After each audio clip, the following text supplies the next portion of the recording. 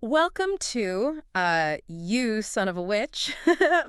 Back at it again this week with, well, a wizarding probe, a couple of thrilling flash fiction stories. Oh, And these are stories you guys sent in, wanted to know what we thought, and we're pretty stoked to, unpack them. yeah, some wild, wild elements here. Unexpected twists and turns. It's going to be a ride. Totally. We've got the Oracle of Delphi secret first up. Right. What really grabbed you about this story, the whole logic versus supernatural thing? Yeah. Like, how do those two even work together, especially when, ancient Athens is facing some crazy threat? Yeah, it's like, can philosophy and prophecy even be in the same room? Right. We're going to figure that out. Totally. And then, bam, we're off to feudal Japan for the Tempest of Nobunaga. Yeah, this one's, really cool. Warlord with storm powers Dude, yeah. versus elemental wizards. I mean, come on. It's a recipe for awesomeness. Seriously. Yeah. We'll see where that wild conflict ends up taking us. Okay, so first things first. The Oracle of Delphi's secret. It all starts in, Delphi. Ancient Delphi, With Pythia, the Oracle. the oracle herself. And she's seeing some seriously weird stuff, not her usual prophetic gig. Right, less like grand pronouncements and more like, nightmares. Exactly. It's vivid, too. Crumbling temples, rivers of blood, Oh, even oh. a vision of Socrates. No way. What was he doing? Just looking smug. Classic Socrates. But here's the thing. The vapors, right, the ones she breathes in for prophecies, they're off. Totally different smell. Usually it's like this inspiring aroma. This time, Yeah. decaying pomegranates. Not good. Yuck. That's definitely a bad sign. Like, her whole oracle process is messed up. Right. Something's wrong, and not just with Pythia. And then, right on cue, in walks Socrates. Athens' biggest pain in the agora, as the story puts it. That's a great description. No time wasted, though. He's there for one reason. War. Is it coming? Direct and to the point, as always. Yeah. So what does Pythia say? Does she give him a straight answer? Well, she hesitates at first. Oracles, they like to be vague. Right, all mysterious and stuff. But these visions are freaking her out. They're so intense, so bad she blurts it out. Viper within Athens.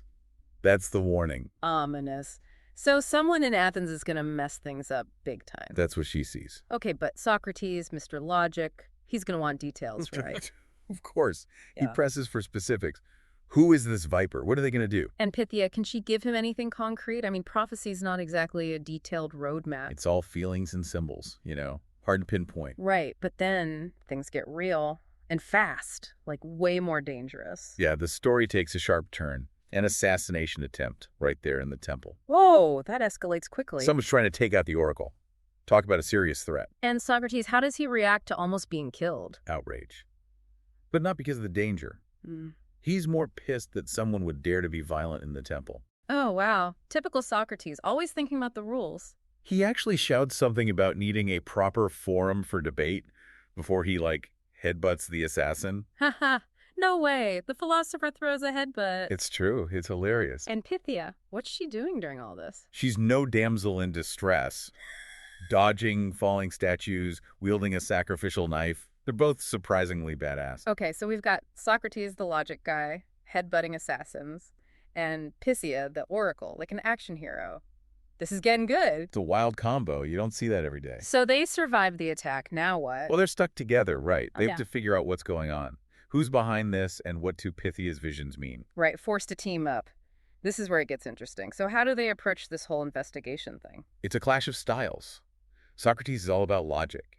He starts grilling Pythia, question after question. Trying to make sense of these crazy visions. Exactly. He's trying to apply his method to the supernatural. And then does it work? Does he get anywhere? It's more like they both start to see things they wouldn't have alone. Like an aha moment. Yeah, because Socrates wants details. Pythia has to focus. She starts noticing things, details beyond just the feelings. Okay, so what's the breakthrough? What do they discover? They spot a symbol. Twin serpents. Snakes? Yep. The emblem of House Cadia. Cadia, it rings a bell. They're this powerful Athenian family, old money, and rumor has it they're not too fond of democracy. So there's our motive. These guys want to shake things up in Athens. Looks like it, but how? That's the next question. And Pythia, is she getting any more helpful visions? She senses something's off, like there's more to the story. But she can't pinpoint it. Not exactly. But here's where Socrates' senses kick in. He notices something. A smell. Weird, out of place in the temple. Like incense. No, different. Like oil, but not the usual kind. Oil. So now they have this weird smell Pythia's feeling, and the symbol of House Cadia. Gotta follow the trail. And where does it lead? Down into the depths of the temple, right? Yep. Secret passages, hidden chambers. Yeah. The deeper they go, the more suspenseful it gets. Like an ancient mystery unfolding. So what do they find down there? A huge chamber. And guess what's filling it?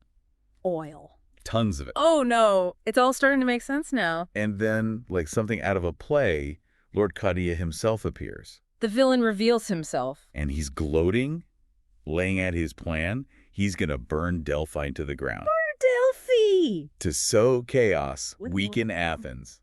It's a power play, plain and simple. So what happens? Does Socrates try to reason with him? He does, actually. Talks about how resilient Athens is, how fear won't work. Classic philosopher stuff. And Cadia, does he listen? Nope. So what does Socrates do? Does he fight? He picks up a rock and throws it at Cadia. He threw a rock? Yeah, just chucks it right at the guy. Such a Socrates move, all that philosophy, and he ends up using a rock. It's perfect. And Pythia, what's her role in all of this? Quick thinking. She grabs a torch, sets a small fire. As a distraction. Exactly. Enough to scare Cadia and his goons, disrupt the plan, and then, well, it's all downhill for them from there. And get captured. Singed togas, smoky eyebrows, the whole deal. A bit anticlimactic, but hey, they saved Delphi. It's the thought that counts. So what do we learn from this crazy story? I don't know. What do you think? It's like logic and intuition, Socrates and Pythia. They need each other. They're stronger together. Right, like open your mind to different approaches and you can solve anything. Exactly. And also, never underestimate the power of a well-aimed rock. Yes. Okay, that was wild. Now let's jump to a completely different world, shall we? Let's do it. Feudal Japan. Oda Nobunaga, this guy sounds intense. It's a demon king, warlord, but with a twist. He controls storms. Whoa, that's a serious power-up. And he wants to unify Japan. That's his goal. Doesn't have much patience for mages who get in his way. I bet. So he's marching on Kyoto, and I guess he brought his own weather with him. Full-on Tempest, showing everyone who's boss. So what do the mages do? They're not going to just surrender. They've got a few tricks up their sleeves. Oh, I bet they do. This is where the elemental magic comes in, yeah. As Nobunaga's forces enter Kyoto, things get strange. The storm dot stops. Dead calm.